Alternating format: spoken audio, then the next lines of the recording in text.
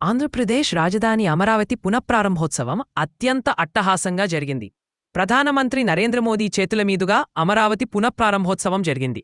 అయితే అమరావతి పునఃప్రారంభోత్సవ సభావేదిక వద్ద పలు ఆసక్తికర సన్నివేశాలు కనిపించాయి. ఏపీ డిప్యూటీ సీఎం పవన్ కళ్యాణ్కు ప్రధానమంత్రి నరేంద్ర మోదీ చాక్లెట్ గిఫ్ట్గా ఇవ్వటం వైరల్ అయ్యింది. ఇదే సమయంలో అమరావతి సభలో మాట్లాడిన డిప్యూటీ సీఎం పవన్ కళ్యాణ్ ప్రధానమంత్రి నరేంద్ర మోదీ పాత పేరును బయటపెట్టారు. బయట ప్రపంచానికి అంతగా పరిచయం లేని నరేంద్ర మోదీ పేరును పవన్ కళ్యాణ్ బయటపెట్టారు. నరేంద్ర మోదీ గతంలో సన్యాసాస్త్రంలో ఉన్నప్పుడు నరేంద్ర మోదీని అనికేత్ అని పిలిచేవారిని పవన్ కళ్యాణ్ బయటపెట్టారు. అనికేత్ అంటే పరమశివుడని, ఇల్లు లేనివాడని అర్థమని పవన్ కళ్యాణ్ వివరించారు.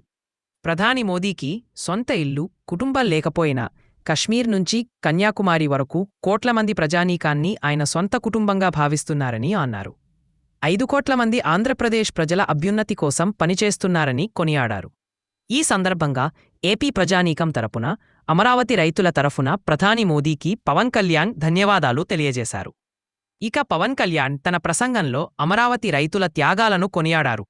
5 ఏళ్ల వైసీపీ పాలనలో ఎన్నో కష్టాలు పడ్డారని, చివరకు ధర్మయుద్ధంలో విజయం సాధించారని అన్నారు. అమరావతి రైతుల త్యాగాలను మరిచిపోలేమన్న డిప్యూటీ సీఎం అమరావతి రైతులకు ఎన్డీఏ కూటమి ప్రభుత్వం అండగా ఉంటుందన్నారు.